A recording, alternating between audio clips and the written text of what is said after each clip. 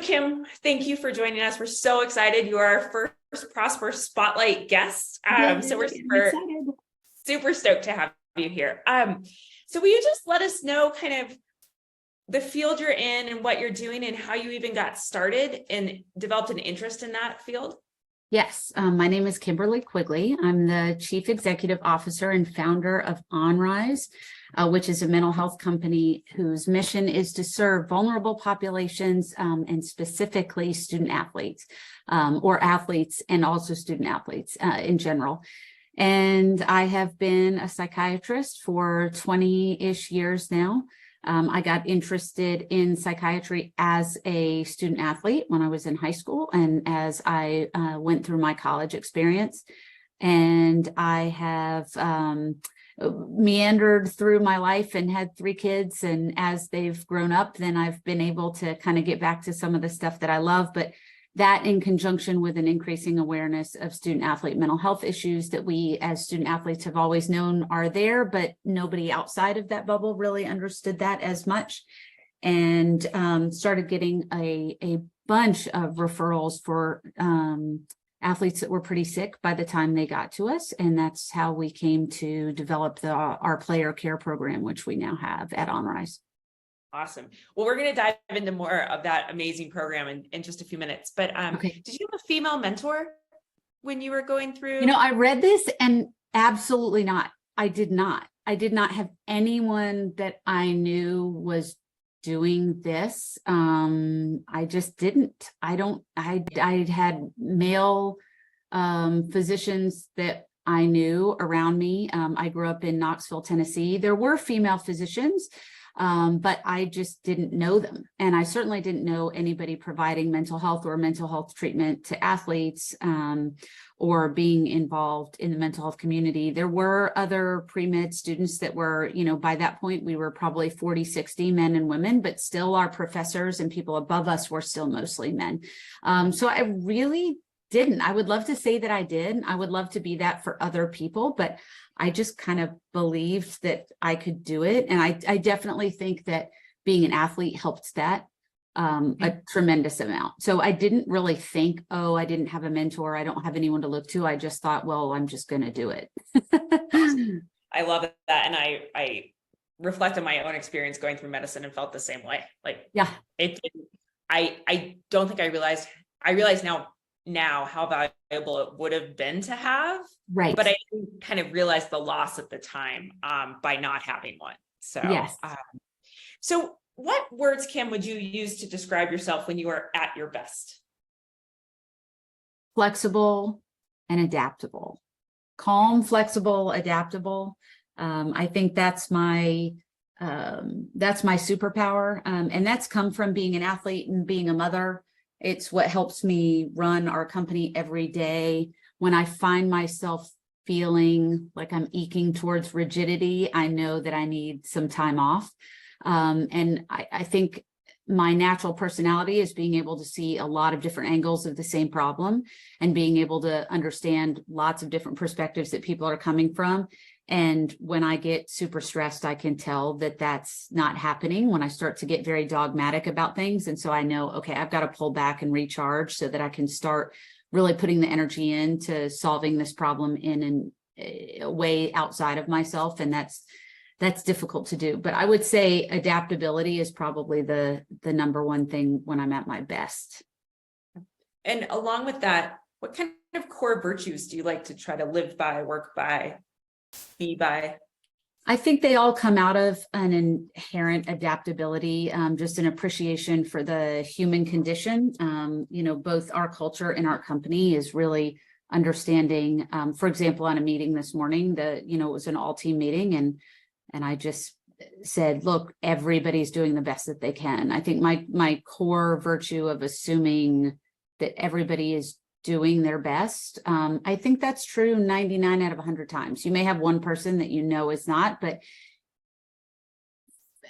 they are in their own way, right? And you can always help them perform at their best, whether it's as an employer, whether it's as a parent, whether it's with ourselves. But just saying, okay, slow down, and assuming that everybody's at their best. I think that's that along with adaptability, and they kind of go together. The other is just really trying to get up and do the best every day with what I have, and what I've been given, and say, you know, I don't know what's going to happen today, but trying to take bite-sized pieces of my life, because that is, and I definitely think that's something that I learned in athletics, that if I get too far ahead of myself, that it doesn't really work. So I would say, really those things, trying to take things slow, trying to see, assume that everybody's doing their best, and then trying to be as adaptable as possible.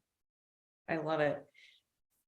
Do you have a significant, in your past and kind of shaping your career, a significant challenge, or did you have a significant dream for yourself that has helped you get to where you are today? You know, I've had a lot of challenges that have been really difficult, to make it through.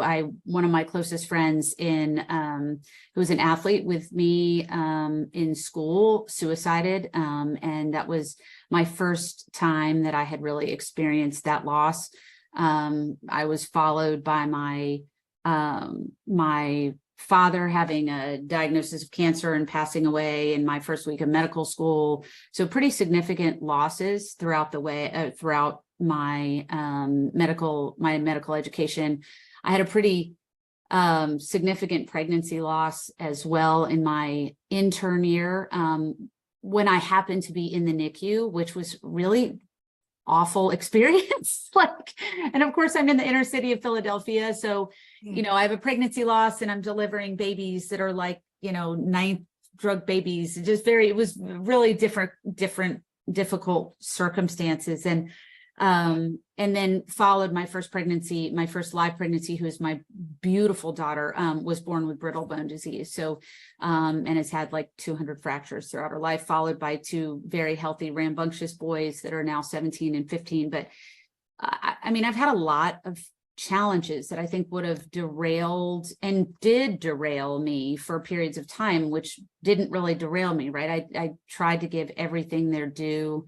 I would say that one of my role models by the time I got to be an intern, my pediatric internship director was a woman. And that kind of brings me back to my early years. I didn't, but she's actually still at Temple University, and her name is Kathy Reeves. And I remember her just saying, you know, give this a little space, right? You're an intern, you know, give it a little space. Cause I literally had a DNC and was on call, right? And she's like, you need to take a week. Like we agreed for 1 week off, like back then, which was insane. Like that was unheard of back then. 1 week was like, you had, you know, and so, and I couldn't stand it. I couldn't stand the week off. It was awful, but it was actually ended up being very good for me. But I've had a lot of different challenges that I look back on, and I don't know if I see them as challenges. Maybe that's because I'm a woman. Maybe it's because it's an expectation.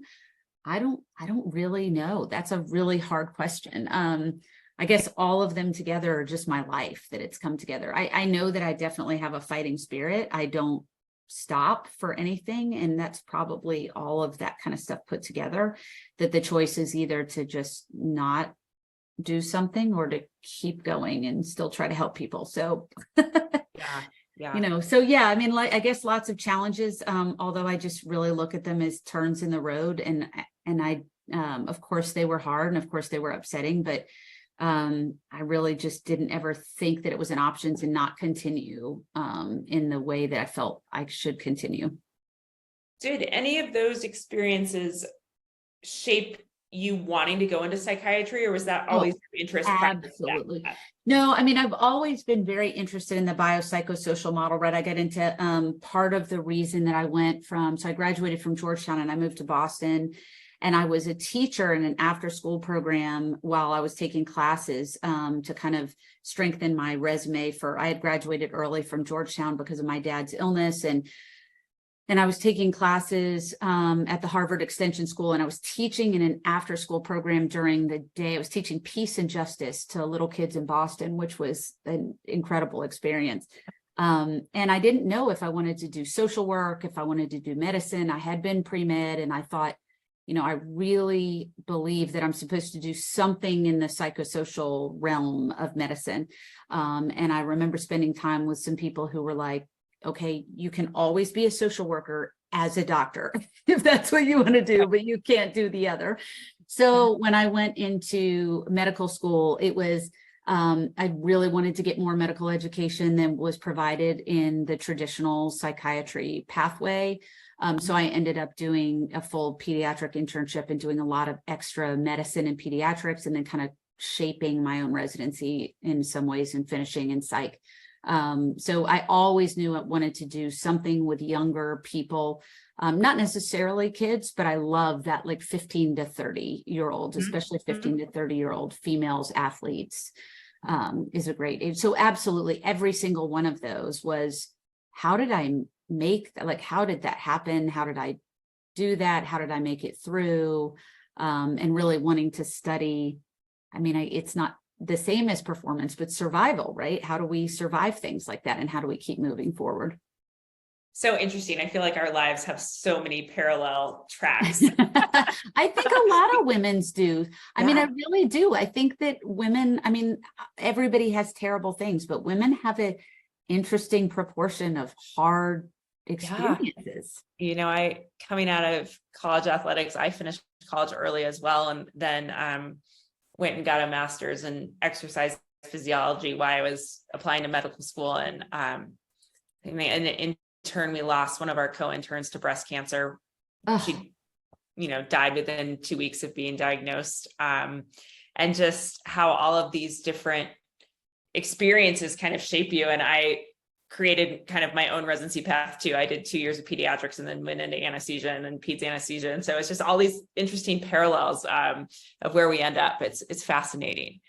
So one of the big things with Prosper is I have always sometimes noticed that women who get to the top feel really isolated. And there tends to sometimes be this sense of, I got it here, there's not room for anyone else, because we've had to claw and grind so hard to get there.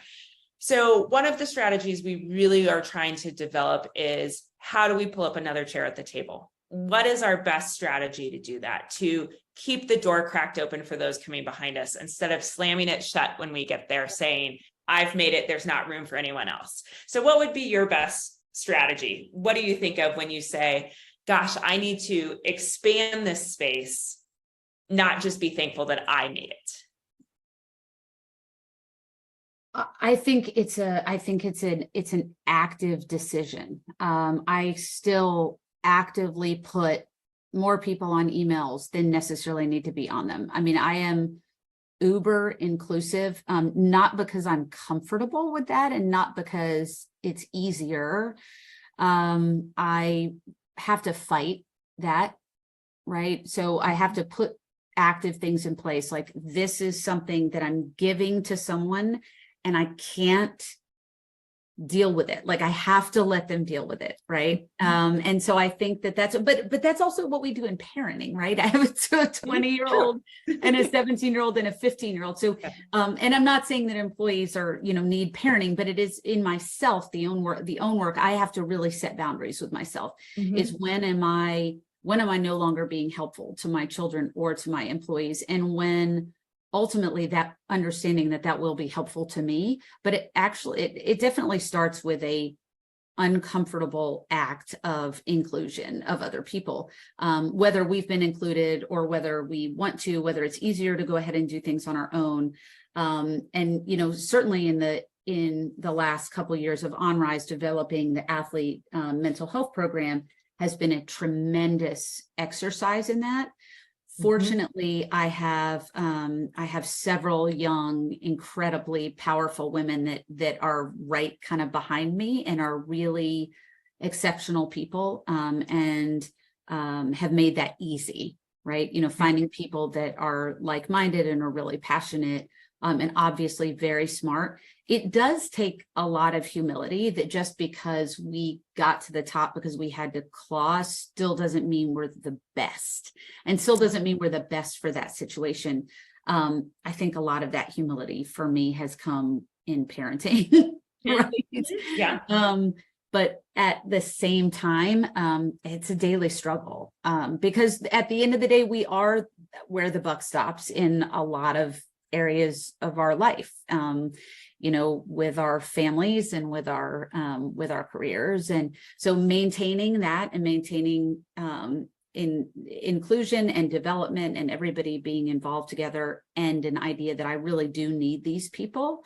Because I think another thing that happens to us when we're going through challenges as women is that our trauma response is staying isolated, right? It's, I don't need anybody, I'm going to cut off, I'm just going to keep going. And so it's a fight against that, because that's what trauma wants you to do. It wants you to isolate from everybody around you that can show you love and support. That's just a lifelong journey, for me anyway. Yeah, no, for sure. And you touched on this a little bit about setting boundaries, kind of determining when you're no longer needed. Where do you find in your life it's most important for you to set boundaries? I know this has been a skill that I am still deeply working on. And I think especially as a physician parent, Yes. when you work in a realm, and this is not totally unique to healthcare, but there is a sense of access to you or availability from you that never ends. And I think it is a little bit different than some other careers that have Absolutely. more of a hourly schedule base.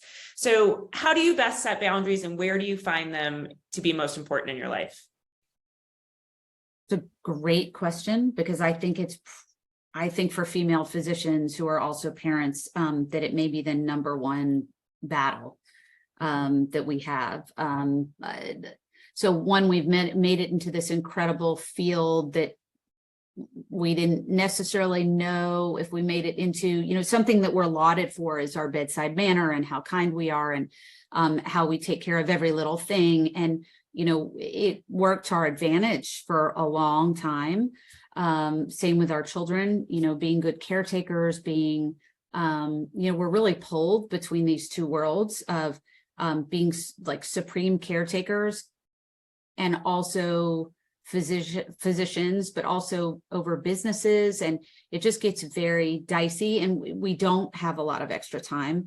I think that one place for me where I'm really trying to, we have a very casual workplace. I'm known as very accessible, and I'm known as someone who is a friend, coworker.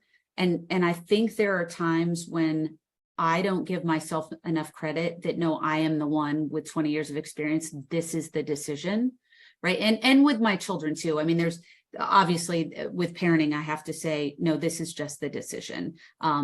As a female physician, that sometimes comes too late because I look at lots of different options that I don't need to do with teenagers. Sometimes I do, and sometimes I don't.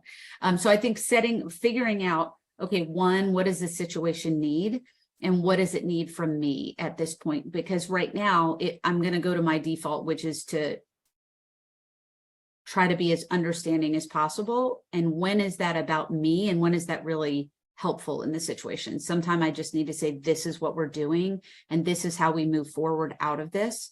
And I read something at some point about sometimes just needing to be the like block of wood that you put under a car to get it out of the mud. Like sometimes you just need to be that to get out and move out. And then you guys can talk about all the different things once there's safety, once there's, the right thing to do clinically.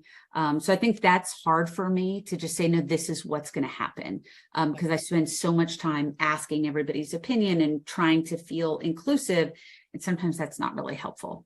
So I know that's not really clear, but no, I think that is a common characteristic of women.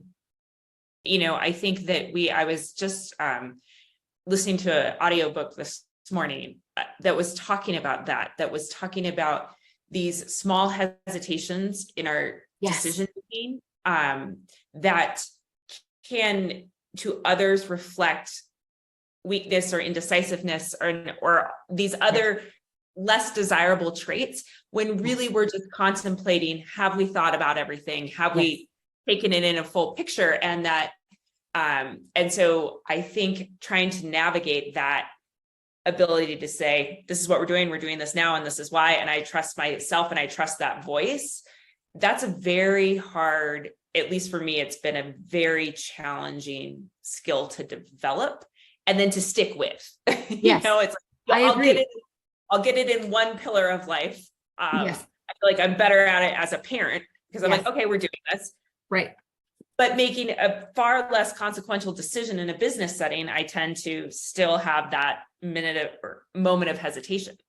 So as a physician, right? There's so many, I think you're worried. Have I thought about all these different things? Have I thought about all these different angles? And I think that's what I constantly do, as well as in my own life. And I have to figure out, okay, is this my medical brain? Is this my business brain? Is this my mom brain? And obviously they all go together, but there's times when it is helpful to really separate those out. And we just have so many roles that switching back and, we talk about code switching between different ways of thinking can be tricky.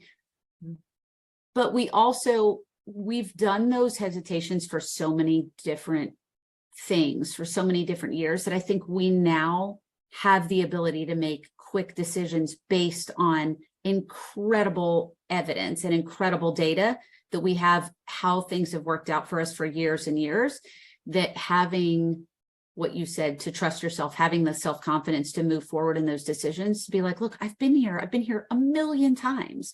This is the only decision. This is the only way out of this. How many times? And sometimes I'll write down, if I get out of a meeting and I'm like, oh, that was like, I did not do a good job of that. I'll go back and I'll write the evidence down for myself. Like, what are the past 5 ways it did not work out to not move forward the way you wanted to? And then I'll say, well, of course, right? So, but I still have a hard time doing that. Yeah. So last but not least, what does it mean for you to prosper today? Oh, it's such a great question. I think really trying to take all of my life experiences and be able to trust myself, be able to have the confidence to move forward in performance and say, all of my experiences have led me powerfully to where I am, and that walking forward is necessary and good.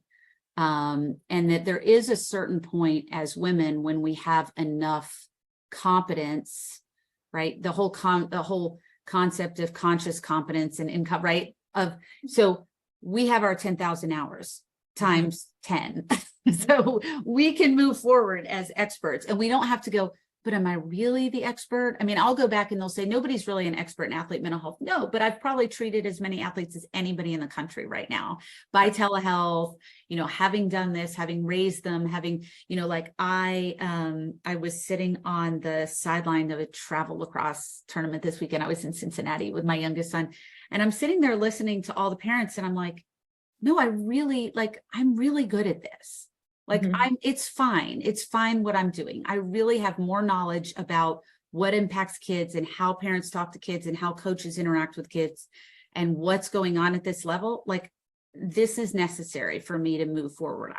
It's almost selfish for me to keep questioning myself, because it's just holding me back from helping people that need help.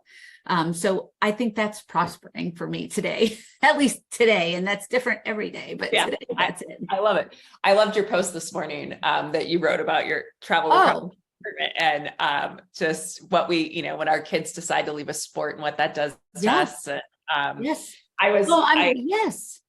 actually was wow. thinking of you this weekend as I was sitting on the lacrosse sideline, and a parent from the opposing team started screaming at the opposing coach across the field.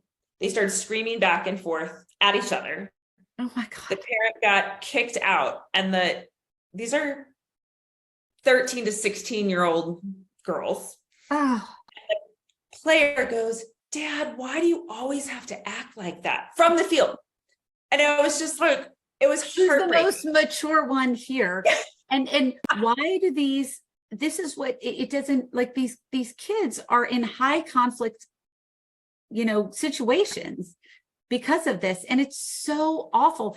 The post that I did, it was a couple weeks ago, because I sat down and thought about, someone was asking me why their mood had gotten so much worse. And what we figured out is they were doing a soccer season that was a very, high-end soccer season where they were traveling every weekend. And what they realized, because they weren't from the town, there weren't any home games, they still had to travel for their home games.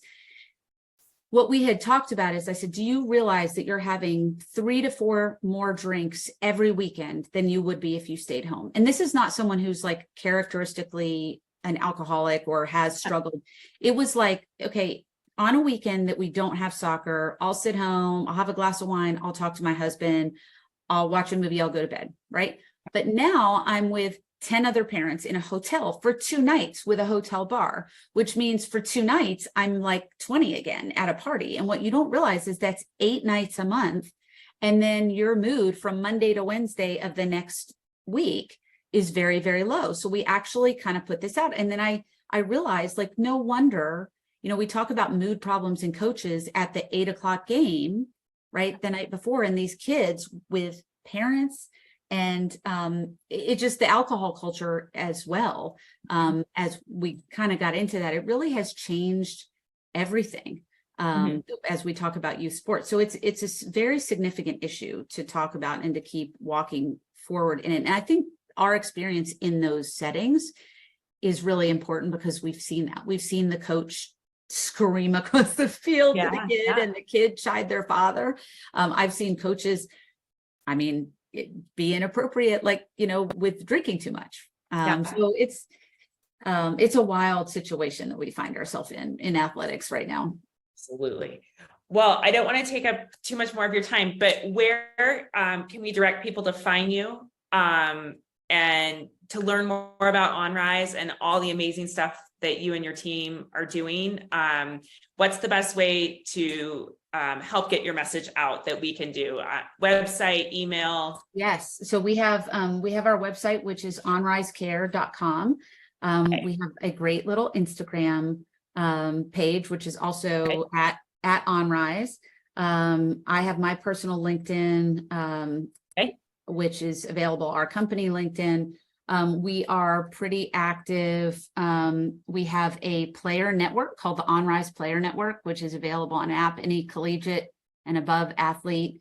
It's a community of only collegiate and professional athletes. It's fully vetted. It's very private. There are no ads. It's free. So that is available for athletes for support. I do Sunday night mental health questions on that every Sunday, whether anybody gets on or not. So that's an option as well. Awesome. We will make sure all of that is included. Well, thanks for you. And we'll touch base soon. Have a great day. Okay, bye guys. If you'd like to connect with the individuals featured on our Prosper Spotlight series, we have included links in the description below. If you like this content and would like to see more, please share, like, and subscribe. You can also follow Prosper's journey on LinkedIn and Instagram. Thanks for watching.